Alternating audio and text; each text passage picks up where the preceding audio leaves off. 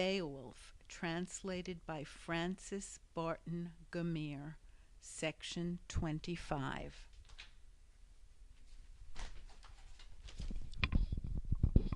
Under harness his heart then is hit indeed by sharpest shafts, and no shelter avails from foul behest of the hellish fiend. Him seems too little what long he possessed. Greedy and grim, no golden rings he gives for his pride. The promised future forgets he and spurns, with all God has sent him. Wonder wielder of wealth and fame, yet in the end it ever comes that the frame of the body fragile yields, fated falls, and there follows another who joyously the jewels divides, the royal riches, nor recks of his forbear. Ban then such baleful thoughts, Beowulf, dearest, best of men, and the better part choose. Prophet eternal, and temper thy pride, warrior famous, the flower of thy might lasts now a while, but ere long it shall be that sickness or sword thy strength shall minish, or fang of fire, or flooding billow, or bite of blade, or brandished spear, or odious age, or the eye's clear beam wax dull and darken. Death even thee in haste shall overwhelm, thou hero of war. So the Ring-Danes these half-years 100 I ruled, wielded 'neath welkin and warded them bravely, from mighty ones many o'er middle earth, from spear and sword, till it seemed for me no foe could be found under fold of the sky. Lo, sudden the shift! To me seated secure came grief for joy, when Grendel began to harry my home, the hellish foe. For those ruthless raids, unresting, I suffered heart sorrow heavy. Heaven be thanked, Lord eternal, for life extended, that I on this head all hewn and bloody, after long evil, with eyes may gaze. Go to the bench now, be glad at banquet, warrior worthy. A wealth of treasure at dawn of day be dealt between us. Glad was the Geats' lord, going betimes to seek his seat as the sage commanded, afresh as before, for the famed in-battle, for the band of the hall was a banquet dight nobly anew. The night helm darkened, dust o'er the drinkers. The doughty ones rose, for the hoary-headed would hasten to rest. Aged Scylding and eager the Geat, shield-fighter sturdy, for sleeping yearned. Him wander-weary, warrior guest, from far a hall-thane heralded forth, who by custom courtly cared for all needs of a thane, as in those of old days warrior wanderers wont to have. So slumbered the stout heart. Stately the hall rose gabled and gilt, where the guests slept on, till a raven black the rapture of heaven blithe heart boded. Bright came flying, shine after shadow, the swordsmen hastened, athelings all were eager homeward, forth to fare, and far from thence the great-hearted guest would guide his keel. Bade then the hardy ones Hrunting be brought to the son of Ecglaf. The sword bade him take excellent iron, and uttered his thanks for it. Quoth that he counted it keen in battle, war-friend winsome, with words he slandered not edge of the blade. 'Twas a big-hearted man. Now eager for parting and armed at point, warriors waited, while went to his host that darling of Danes, the doughty atheling, to high seat hastened, and Hrothgar greeted. Beowulf spoke, bairn of Ecgtheow, Lo, we seafarers say our will, far come men, that we fain would seek Hygelac now. We here have found hosts to our heart. Thou hast harbored us well. If ever on earth I am able to win me more of thy love, O Lord of men, aught anew than I now have done, for work of war I am willing still. If it come to me ever across the seas, that neighbor foemen annoy and fright thee, as they that hate thee erewhile have used. Thousands then of thanes I shall bring, heroes to help thee.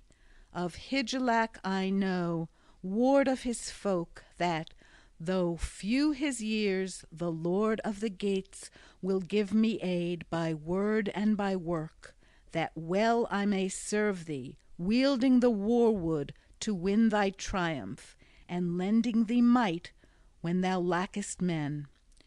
If thy Hrethric should come to court of Geats, a sovereign's son, he will surely there find his friends. A far-off land each man should visit who vaunts him brave. Him then answering, Hrothgar spake: These words of thine the wisest God sent to thy soul. No sager counsel from so young in years ere yet have I heard. Thou art strong of main, and in mind art wary, art wise in words. I ween indeed, if ever it hap that Hrethel's heir by spear be seized, by sword grim battle, by illness or iron, thine elder and lord, people's leader, and life be thine, no seemlier man will the sea-Geats find at all to choose for their chief and king. For hoard-god of heroes, if hold thou wilt thy kinsman's kingdom, thy keen mind pleases me the longer the better, Beowulf loved. Thou hast brought it about that both our peoples, sons of the Geat and Spear-Dane folk, shall have mutual peace, and from murderous strife, such as once they waged, from war refrain. Long as I rule this realm so wide, let our hoards be common, let heroes with gold each other greet o'er the gannet's bath, and the ringed prow bear o'er rolling waves tokens of love. I trow my landfolk toward friend and foe are firmly joined, and honor they keep in the olden way. To him in the hall then Halfdane's son gave treasures 12, and the trust of earls bade him fare with the gifts to his folk beloved, hail to his home, and in haste return. Then kissed the king of kin renowned the Scyldings' chieftain, that choicest thane, and fell on his neck. Fast flowed the tears of the hoary-headed. Heavy with winters he had chances twain, but he clung to this, that each should look on the other again, and hear him in hall. Was this hero so dear to him, his breast's wild billows he banned in vain. Safe in his soul a secret longing, locked in his mind, for that loved man burned in his blood. Then Beowulf strode, glad of his gold gifts, the grass-plot o'er, warrior blithe, the wave-roamer bode, riding at anchor, its owner awaiting. As they hastened onward, Hrothgar's gift they lauded at length. 'Twas a lord unpeered, every way blameless, till age had broken. It spareth no mortal his splendid might. Came now to ocean the ever courageous hardy henchmen, their harness bearing, woven war-sarks. The warden marked, trusty as ever, the earl's return. From the height of the hill no hostile words reached the guests as he rode to greet them. But welcome, he called to that Wether clan, as the sheen-mailed spoilers to ship marched on. Then on the strand with steeds and treasure and armor their roomy and ring-dight ship was heavily laden. High its mast rose over Hrothgar's hoarded gems. A sword to the boat-guard Beowulf gave, mounted with gold. On the mead bench since he was better esteemed, that blade-possessing heirloom old. Their ocean keel boarding, they drove through the deep and Daneland left. A sea-cloth was set, a sail with ropes, firm to the mast. The flood timbers moaned, nor did wind over billows that wave-swimmer blow across from her course. The craft sped on, foam-necked it floated forth o'er the waves, keel firm bound over briny currents, till they got them sight of the Geatish cliffs, home-known headlands. High the boat, stirred by winds, on the strand updrove. Helpful at haven the harbor guard stood, who long already for loved companions by the water had waited and watched afar. He bound to the beach the broad-bosomed ship with anchor bands, lest ocean billows that trusty timber should tear away.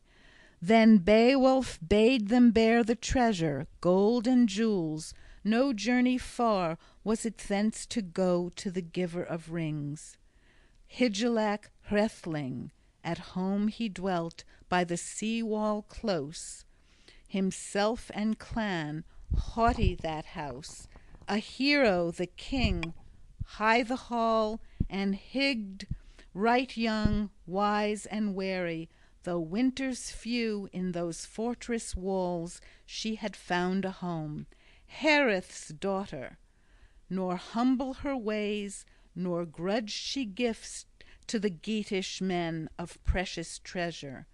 Not Thrith's pride showed she, folk-queen famed, or that fell deceit. Was none so daring that durst make bold, save her lord alone. Of the liegeman dear, that lady full in the face to look, but forged fetters he found his lot, bonds of death. And brief the respite, soon as they seized him, his sword doom was spoken, and the burnished blade a baleful murder proclaimed and closed. No queenly way for woman to practice, though peerless she, that the weaver of peace from warrior dear by wrath and lying his life should reave. But Hemming's kinsmen hindered this. For over their ale men also told that of these folk horrors fewer she wrought, onslaughts of evil, after she went, gold-decked bride, to the brave young prince, Atheling haughty, and Offa's hall, o'er the fallow flood at her father's bidding, safely sought, where since she prospered, royal, throned, rich in goods, fain of the fair life fate had sent her, and leal in love to the lord of warriors. He of all heroes I heard of ever, from sea to sea, of the sons of earth, most excellent seemed. Hence Offa was praised for his fighting and feeing by far-off men. The spear-bold warrior, wisely he ruled over his empire. Ylmer woke to him, help of heroes, Hemming's kinsman, grandson of Garmund, grim in war. Hastened the hardy one, henchmen with him, sandy strand of the sea to tread, and widespread ways. The world's great candle, sun shone from south. They strode along with sturdy steps to the spot they knew, where the battle-king young, his burg within, slayer of Ongentheow, shared the rings, shelter of heroes. To Hygelac Beowulf's coming was quickly told, that there in the court the clansmen's refuge, the shield companions sound and alive, hale from the hero play homeward strode. With haste in the hall by highest order, room for the rovers was readily made. By his sovereign he sat, come safe from battle, kinsman by kinsman. His kindly lord he first had greeted in gracious form with manly words.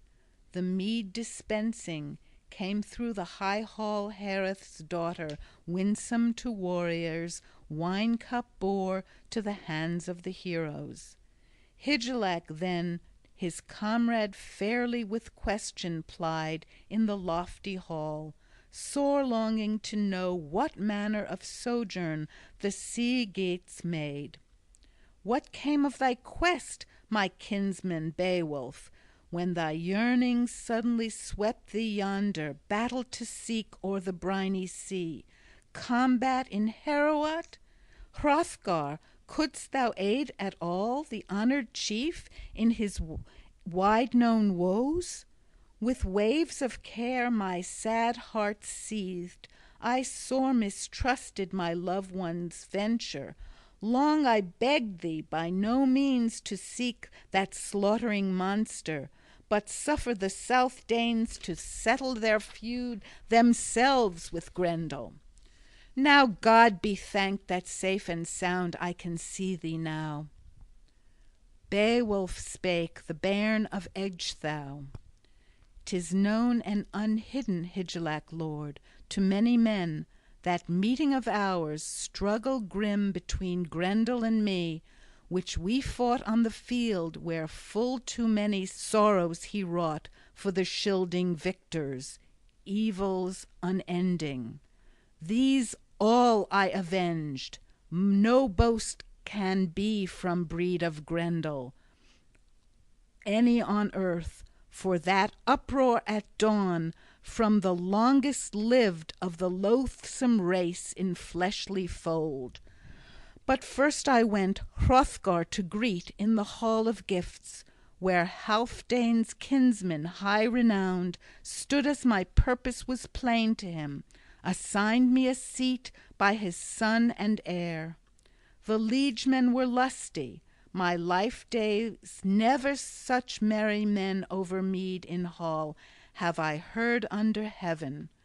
The high-born queen, people's peace-bringer, passed through the hall, cheered the young clansmen, clasps of gold, ere she sought her seat, to sundry gave.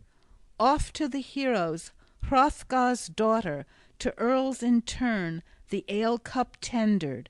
She whom I heard these hall companions Freawaru name, when fretted gold she proffered the warriors. Promised is she, gold-decked maid, to the glad son of Froda. Sage this seems to the Scyldings' friends, kingdom's keeper. He counts it wise the woman to wed so, and ward off feud, store of slaughter. But seldom ever, when men are slain, does the murder speak sink but briefest while, though the bride be fair. Nor haply will like it the Heathobard lord, and as little each of his liegemen all, when a thane of the Danes in that doughty throng goes with a lady along their hall, and on him the old-time heirlooms glisten hard and ring-decked, Heathobard's treasure, weapons that once they wielded fair, until they lost it at the linden play, liegemen leal, and their lives as well. Then over the ale on this heirloom gazing, some ash-wielder old, who has all in mind that spear-death of men. He is stern of mood, heavy of heart.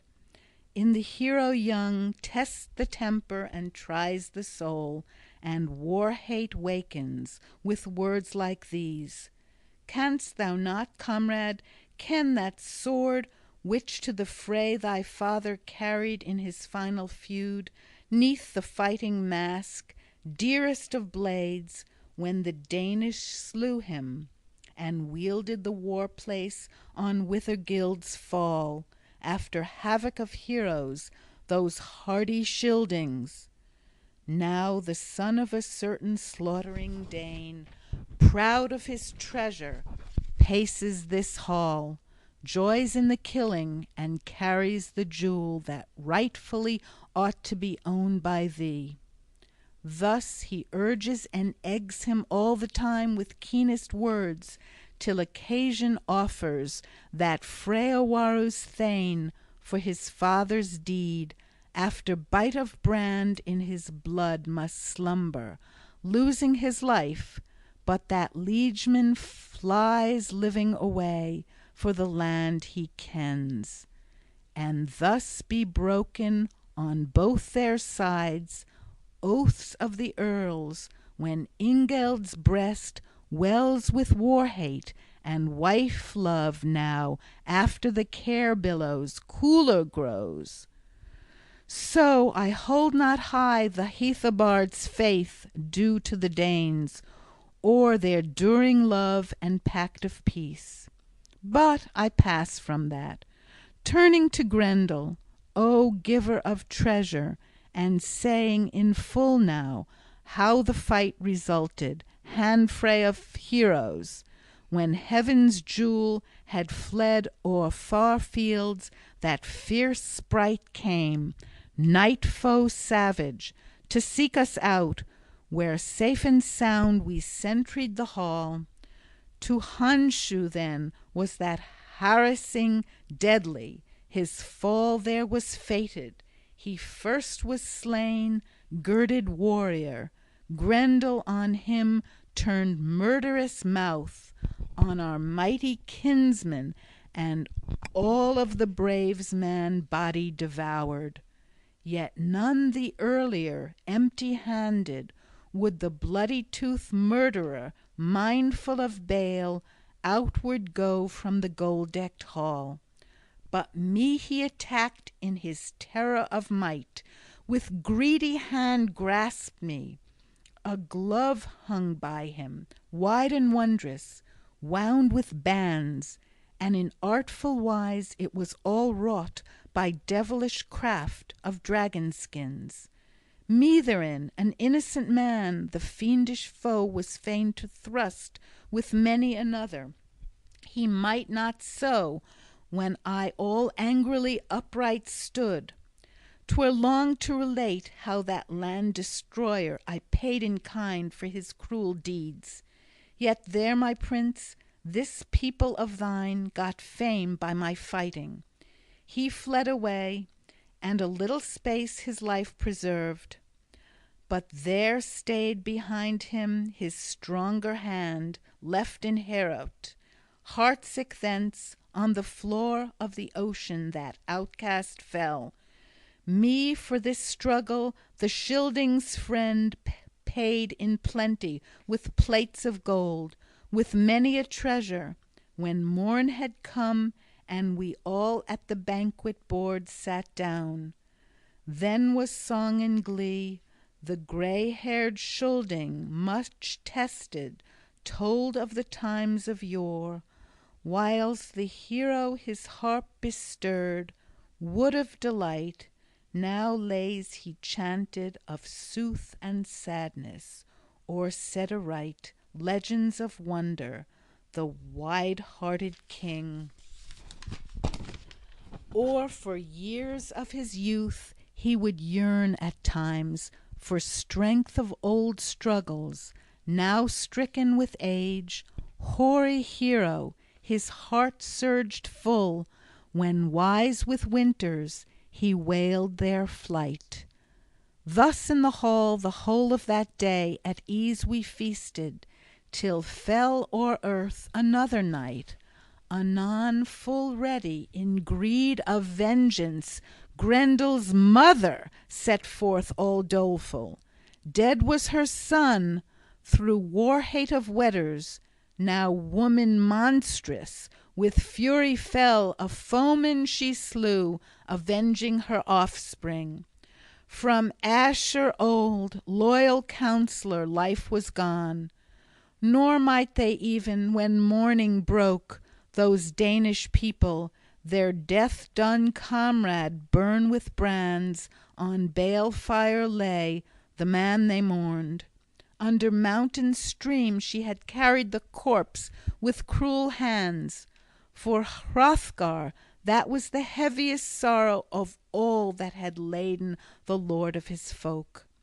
The leader then, by thy life, besought me, sad was his soul, in the sea waves' coil, to play the hero and hazard my being for glory of prowess.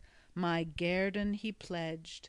I then in the waters, 'tis widely known, that sea-floor guardian savage found. Hand to hand there awhile we struggled. Billows welled blood.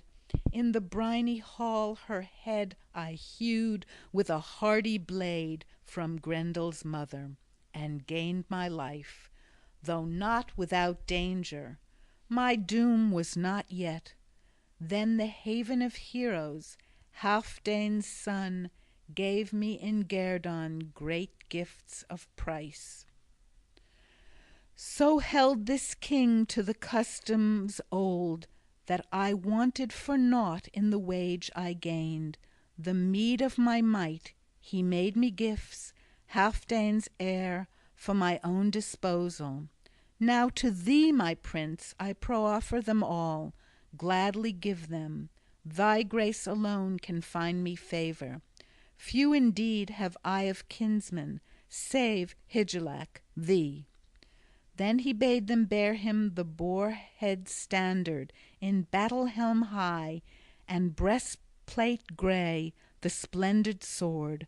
Then spake in form: Me this war-gear the wise old prince Hrothgar gave, and his hest he added, that its story be straightway said to thee. A while it was held by Heorogar king, for long time lord of the land of Scyldings, yet not to his son the sovran left it, to daring Hereward, dear as he was to him, his harness of battle. Well hold thou it all. And I heard that soon passed o'er the path of this treasure, all apple fallow, 4 good steeds, each like the others, arms and horses, he gave to the king. So should kinsmen be, not weave one another the net of wiles, or with deep-hid treachery death contrive for neighbor and comrade.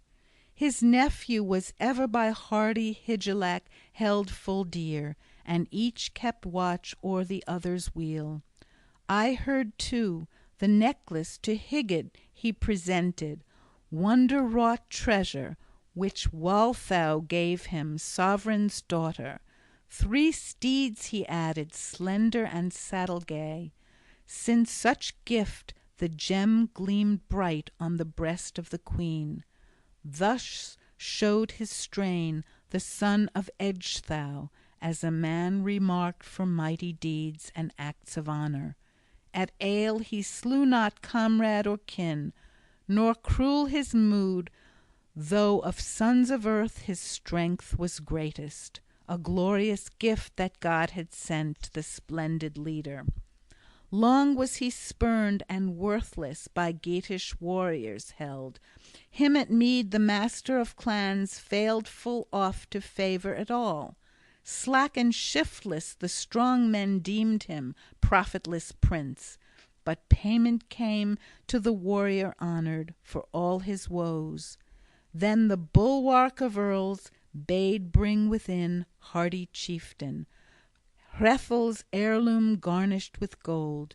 No Geat e'er knew in shape of a sword a statelier prize. The brand he laid in Beowulf's lap, and of hides assigned him 7,000 with house and high seat. They held in common land alike by their line of birth, inheritance, home, but higher the king because of his rule over the realm itself. Now further it fell with the flight of years, with harryings horrid, that Hygelac perished, and Heardred too, by hewing of swords under the shield wall slaughtered lay, when him at the van of his victor folk sought hardy heroes, Heatho Scilfings, in arms o'erwhelming Hereric's nephew. Then Beowulf came as king this broad realm to wield, and he ruled it well 50 winters, a wise old prince warding his land, until one began in the dark of night a dragon to rage. In the grave on the hill a hoard it guarded. In the stone barrow steep a straight path reached it unknown to mortals. Some man, however, came by chance that cave within to the heathen hoard. In hand he took a golden goblet, nor gave he it back, stole with it away, while the watcher slept, by thievish wiles. For the warden's wrath prince and people must pay betimes. End of section 29.